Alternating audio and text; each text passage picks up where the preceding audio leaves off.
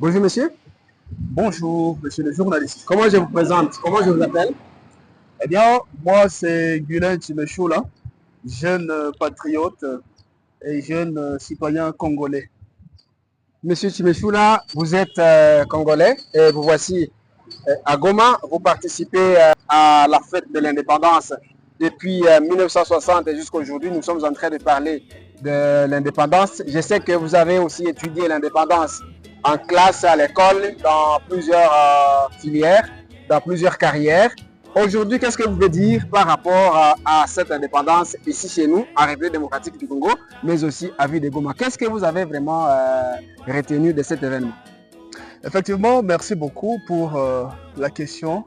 Et merci beaucoup d'abord de nous avoir choisis pour cet entretien à ces grands jours de l'indépendance où nous sommes en train d'honorer les mémoires de toutes ces personnes-là qui ont pu se sacrifier afin que notre pays accède à cette indépendance.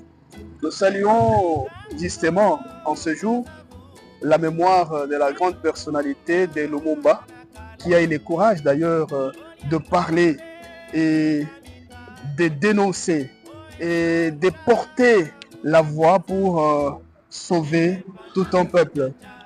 Et aujourd'hui, nous sommes en train de fêter notre 64e année d'indépendance de la République démocratique du Congo.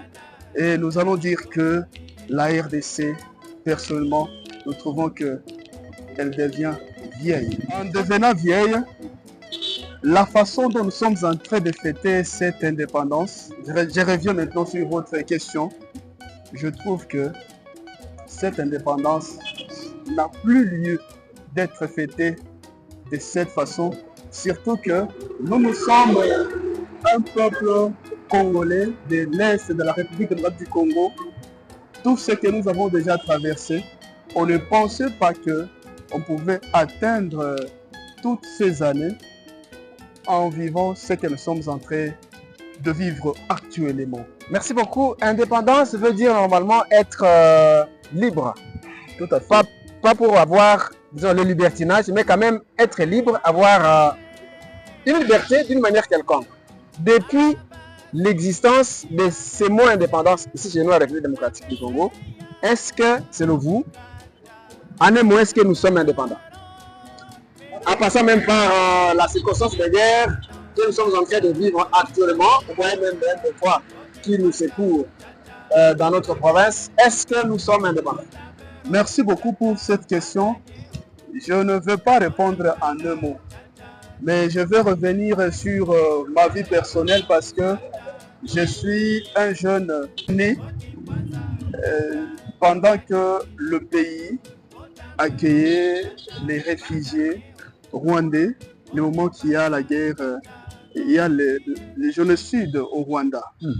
C'est pour dire que depuis que je suis né, jusqu'en ce jour, je reviens maintenant sur la question que vous avez posée. Ouais. Je vais dire que ce pays, la République démocratique du Congo, est souveraine, mais jusque-là, il n'y a pas l'indépendance. Souverain, mais jusque-là, non indépendant. La République est souveraine, le pays est souverain, mais jusque-là, il n'y a pas l'indépendance. Peut-être ceux-là qui ont existé avant nous, je parle de ceux-là qui ont vécu après que Lumumba ne prononce les mots qui ont été clés afin que notre pays accède à l'indépendance. Peut-être à ce temps-là, ils ont vécu l'indépendance. Mais de mon époque et de ma génération, nous allons dire que notre pays est souverain, mais jusque-là, pas indépendant. Alors, cette situation est tellement catastrophique quand nous disons que notre pays est souverain, mais pas indépendant. C'est que nous traversons un très grand défi. Qu'est-ce qu'il faut alors pour que réellement notre pays soit indépendant comme il est souverain? Je trouve que vous êtes en train d'emboîter l'idée déjà, laquelle j'ai en moi aussi, parce que avec la vie que nous sommes en train de mener et la jeunesse que nous avons actuellement, et l'engagement que nous sommes en train de voir dans la jeunesse actuellement, nous supposons que ce pays, quand maintenant, a gagné sa force. Et ce pays va gagner sa force grâce à moi aujourd'hui, qui grandit dans une situation difficile, mais avec la force patriotique que j'ai actuellement, c'est par là que je vais devoir aussi faire de sorte que le pays accède à son indépendance via un engagement solide. Et cela sera de moi et va passer aussi à une autre personne et une autre personne et la génération entière. Nous allons maintenant soulever notre pays jusqu'à l'indépendance. Je ne peux pas ne pas manquer à soulever déjà certains jeunes qui se sont donnés. Vous connaissez, il y a Luc, il y a Mamadou. Ce sont des jeunes qui ont pu connaître en avance qu'il faudrait au moins sauver ce pays et l'amener à l'indépendance. Mais vu que le pays est ce qu'il est actuellement, et vous connaissez la situation dans laquelle nous traversons, vous connaissez aussi que tout celui qui élève sa voix, il a tendance aussi à être remis à silence. Évidemment, alors, hein? Et c'est cela qui a amené d'ailleurs ces jeunes à être exemplaires. Vous connaissez aussi que c'est une génération qui est en train de venir. Une fois nous avons ces jeunes comme exemplaires, je pense que c'est une voie maintenant qui nous amène aussi à un engagement. Et cet engagement nous amènera, bien sûr, on est sûr et certain que ce pays accédera correctement à l'indépendance. En tant que jeunes, nous avons quand même une force pour bâtir un pays. Et voici que, par notre discours, nous disons que le pays jusque-là n'est pas indépendant, mais nous, en tant que jeunes, qu'est-ce que nous devons faire pour que notre pays retrouve évidemment une indépendance, bien sûr, bien propre, comme notre pays a d'abord une souveraineté. Qu'est-ce que notre jeunesse peut faire pour contribuer tant soit peu à cette façon d'être indépendant et que notre descendance puisse vraiment bénéficier de ses propres fruits?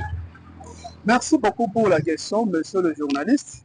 En premier lieu, nous qui sommes jeunes, d'abord, nous devons fixer notre regard sur la valeur et bannir l'antivaleur. La plupart des fois, la jeunesse aujourd'hui est en train de copier.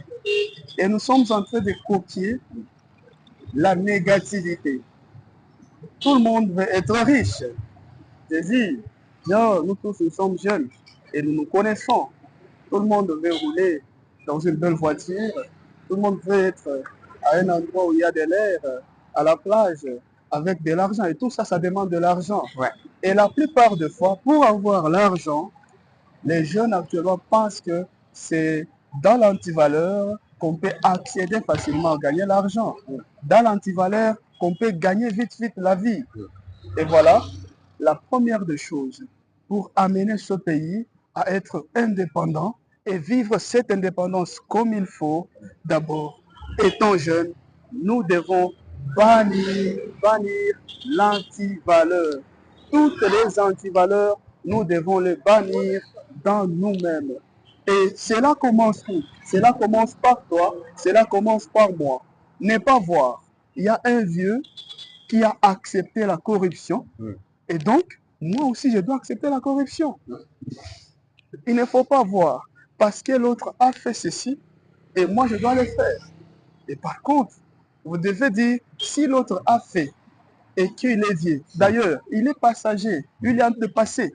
Moi qui suis actuellement sur cette terre et qui suis dirigeant de demain, si je lui prends comme exemple et que je vive comme lui directement, notre pays est en train de mourir. Et voilà pourquoi nous devons faire tout possible et gagner au moins une petite portion d'arriver et atteindre l'indépendance.